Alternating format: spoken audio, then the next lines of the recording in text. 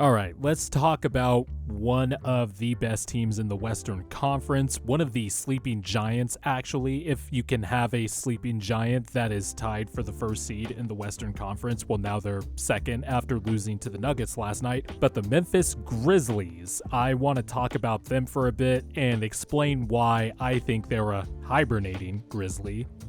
Sorry, I had to do that. But I want to talk about them for a bit because they're interesting in the sense that they kind of looked not uneven, but they didn't go off to the hot start that I think a lot of people expected, or even I think maybe the players expected, and part of that was because they did not have Jaren Jackson Jr. for the first 16 games of the season. And I bring up Jaren Jackson Jr. because his return has coincided with the Grizzlies playing a lot better since the middle of November. And Jaren Jackson was somebody that I had as the Defensive Player of the Year last year. Just his blocks, his ability to switch, his incredible, just instinctual ability to recover and get some of the craziest blocks I've ever watched from a player. He'll get like these weird blocks where it's coming from different angles. You don't think he'll be able to get to a certain shot, and then he'll be able to just find a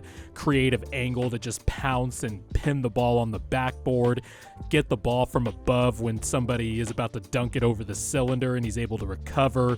He just gets weird blocks like that, and it's just all instinctual. And, you know, one of the things was early in his career, he used to foul a lot, and it kind of got better last year, but obviously he missed the first 16 games of the season because of, you know, foot surgery that he had, and he doesn't even look like he's been affected by the foot surgery. Jaren Jackson Jr., since he's come back, in the 14 games he has played alone, he has had 45 blocks, and that is just a ridiculous amount of production from a defensive standpoint, averaging 3.2 blocks per game.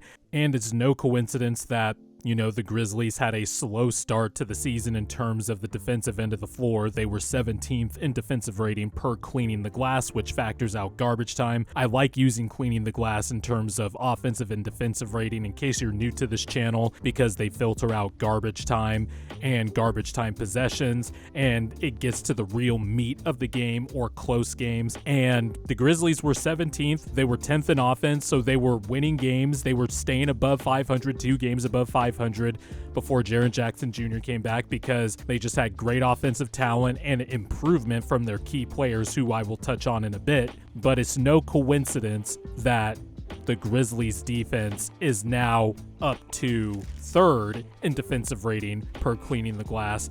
Since Jaren Jackson Jr. has come back, they are actually number 1 since November 15th when Jaren Jackson Jr. returned.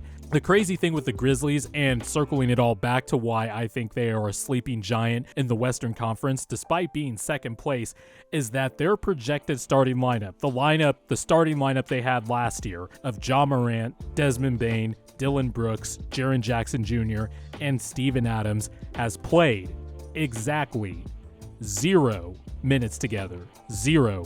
Nada. Nil. They have not played a single minute altogether. Now, that is obviously because Desmond Bane is out right now with a toe injury, and, you know, he hasn't been back since Jaren Jackson Jr. has been back. And we're going to get to Desmond Bane because this was somebody who, again, a lot of draft nerds loved. It seems like the Grizzlies just draft a lot of people that is niche for draft nerds.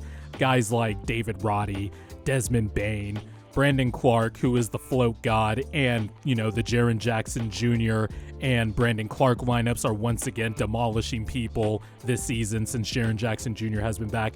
The Grizzlies just know how to draft. They either trade up once they identify a guy. It doesn't matter where all the mock drafts have the player the Grizzlies like. They will get him in whatever way possible, whether they'll wait for them, whether they'll trade up, like the trade over the summer with the 76ers, trading DeAnthony Melton. Thanks for that, by the way, Grizzlies fans. DeAnthony Melton is fantastic for us. But they traded up and got their guy in David Roddy. They let Kyle Anderson walk and sign with the Minnesota Timberwolves. And all of this was calculated because the Grizzlies banked on, it seems like the gamble was, yeah, we're going to lose key rotation guys like DeAnthony Melton and Kyle Anderson, but we know how to draft, we know how to develop, and we think our core guys, our main core guys, of Jaren Jackson Jr., Ja Morant, and Desmond Bane are going to improve. And Desmond Bane has improved. You see the stats up on the screen, but it's not just the raw stats themselves, which are incredible. Desmond Bane is taking more off the dribble threes. He's running a lot more pick and roll, and I have his pick and roll possessions up here on the board. Desmond Bane has taken a lot more ball handling duties, and it has kept the Grizzlies afloat. It had made the Grizzlies a top 10 offense while the defense was still near the bottom when Jaren Jackson Jr. was out. And this was something I highlighted last year when I made my Grizzlies video. The Grizzlies just play with a swagger, a physicality, and a ferocity, and a fearlessness that is just endearing to a lot of NBA fans. They are so fun to watch, and watching young players like Desmond Bane improve means that the gamble is paying off. And now there's talk of, should the Grizzlies make a move to put him closer to contention, like possibly getting OG Anunoby, or they have the luxury to just stand pat because once again they were first place in the Western Conference before getting smacked by Nikola Jokic and the Denver Nuggets last night. And what a masterclass performance Jokic put on. While only scoring 13 points, he had a 13-point, 13 rebound, and 13 assist triple-double, and just completely controlled the game. But regardless,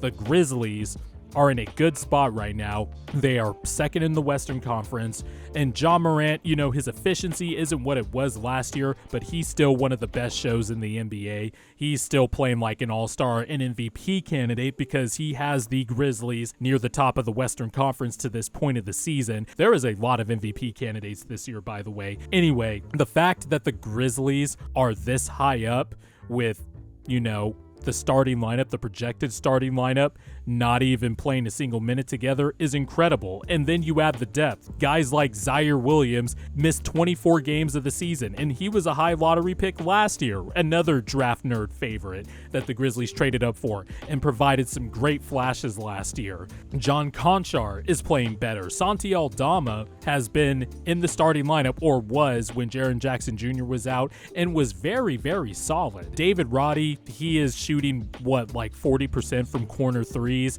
Jake LaRavia was getting minutes early in the season. Even Dylan Brooks, the much maligned Dylan Brooks among Grizzlies fans, I know the raw stats might not show it. It kind of looks the same compared to last year, but when I watch him, it seems like he's just more willing to move the ball, get more guys involved. He's not taking as many bad long twos. He's actually taking a lot more threes this year. It seems like he's, at least trying to reform his game a little bit, or reform his role. I don't know. Dylan Brooks hasn't been as apparent of a problem to me as he has been with his shot selection compared to last season. And the Grizzlies are just solid, man. They are stacked top to bottom. They are one of the best teams in the Western Conference already. They've kind of been battle-tested, having gone through the play-in, and then last season, the playoffs, and facing off with the Warriors, although Ja Morant was hurt in that series. I just really like where this Grizzlies team is at right now. And the fact that they haven't had their full starting lineup playing together a single minute this season, that should be scary for the rest of the Western Conference, but if you were a Grizzlies fan, you should be feeling good.